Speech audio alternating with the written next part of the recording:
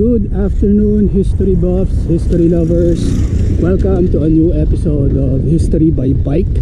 So this episode we will be doing this in conjunction with our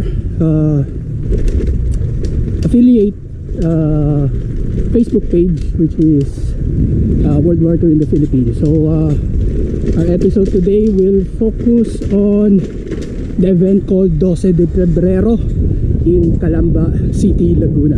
So before we begin our episode, please don't forget to like, share, and subscribe to my YouTube channel. This is History by Bike, and this is a co-production with World War II in the Philippines. So stay tuned.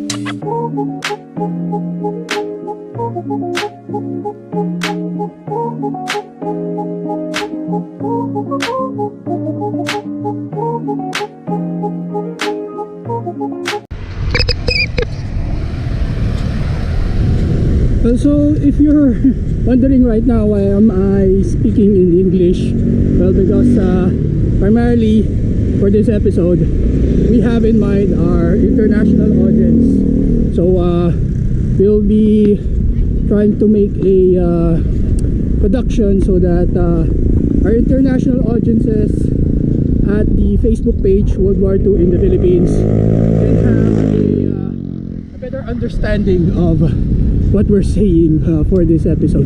So right now we're in Barangay Look, and we will be heading to a site known as Potol na Kandila, so a broken candle. So that memorial is located in Barangay Sampirohan. So that's where we are headed right now.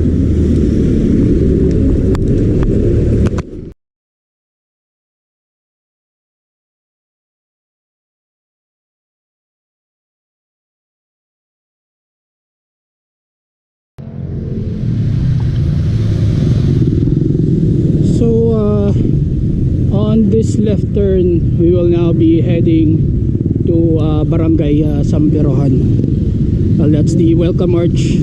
So that basically indicates that we are now inside this lakeshore village.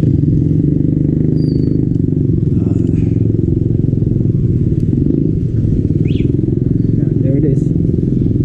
So this lakeshore village, along with the other barangays, Lingga, Palingon, so these were the lakeside villages that Imperial Japanese Army deemed to round up the people, well, primarily the men of these barangays. So they rounded them up here, and eventually they were sent to Real, Barangay Real, which is a bit far from here, more than a kilometer, and that's where the massacre called Doce de Pebrero took place. So this is now the This is inside the subdivision, but later on we will be seeing the memorial known as Putol na Kandila.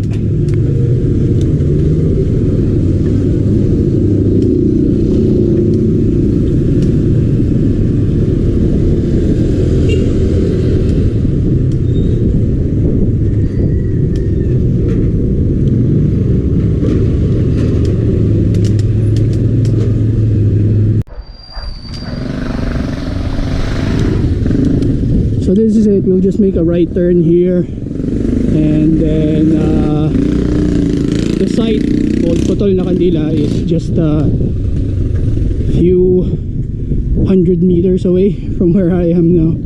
So we're almost there. This is the area in which the supposed memorial is located. So yesterday was actually the very day when the massacre happened. So February 12, in Spanish, Doce de Pebrero.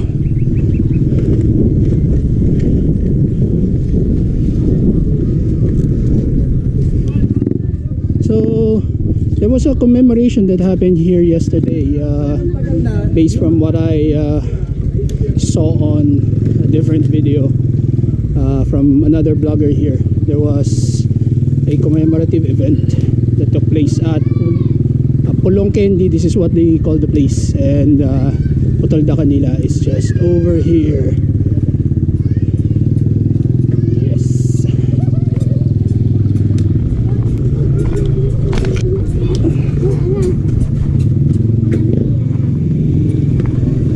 There it is.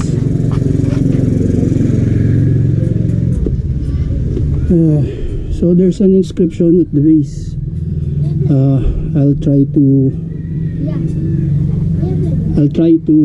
translate it for you. So this is actually an offering for peace. On February 12, 1945, there was a gruesome incident that happened on the place. 70 people, including men, women, and children. Well, not the men actually.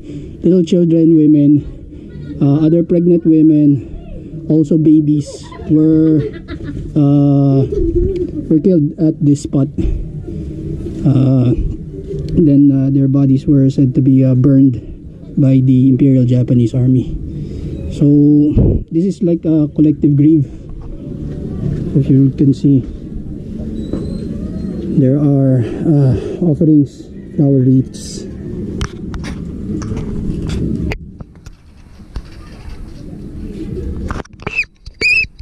Okay, next site that we will go to is the Doce de Pebrero marker at Real, Barangay Real.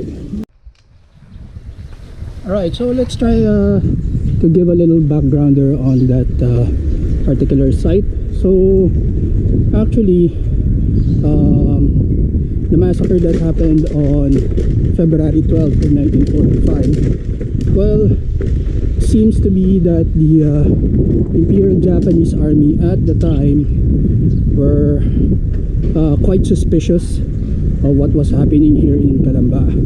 So basically they rounded up all those men in the early hours of that date on February 12, and basically the premise that they gave to the men was that they were supposed to be taken to Barangay Real to work on the fields there.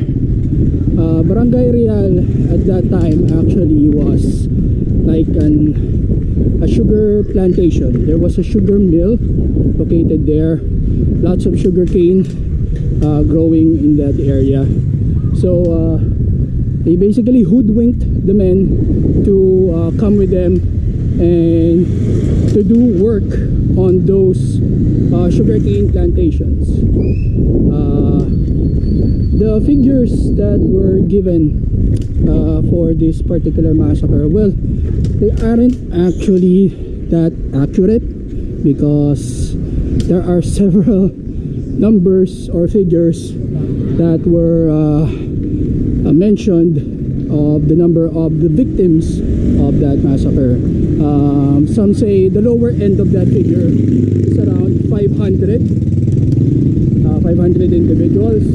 Some say they were around 1,000, and on the other end of the estimates, some say that there were around 2,000 who were killed in the massacre known as Doce de Pebrero. So we are now heading off to the other site, and that is the Doce de Pebrero marker that can be found in Barangay Real itself. So that is where the horrific and gruesome massacre occurred. Right, so we are now in the area known as Crossing, and we will now be heading to the Doce de Pebrero marker, which is just a few hundred meters ahead. And yep, we're experiencing a lot of motor vehicle traffic right now. Kind of a doozy. There's a stuck dump truck. Could have gone in earlier, maybe around noon, a few hours past noon. Would have been less clogged, less vehicular traffic. But we're almost there. We'll go look for that spot. Well, from the previous years, it actually remained in the rotunda of Barangay Real here, but it seems that they have relocated it to a different position, just a few meters from where it is, where it was originally located.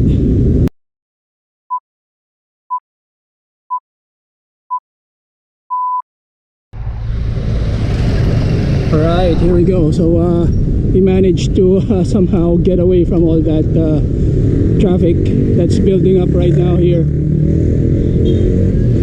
And there we go. That's the site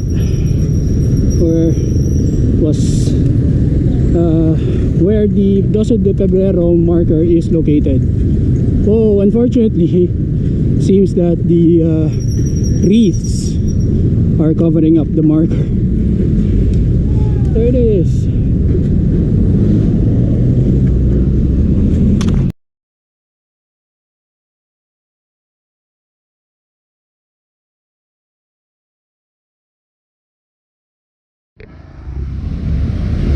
Okay, so we'll just try to get near where the marker is, and then check out, see what what kind of offerings they have there. It's actually just similar to those flower offerings that we found earlier at the Putol na Kandila spot, so the broken candle in Sampirohan.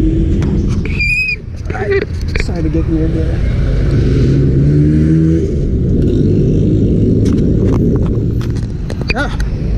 So there you go, Doce de Pebrero. It was actually yesterday, so you can imagine there's causes quite a lot of stir actually on the city of Calamba. So they lay wreaths, lots of them. So much so that you can't see the marker anymore. There you go, can't see the marker, can't read it, but that's the marker. Don't worry, I have photos of the marker itself without all these flowers here.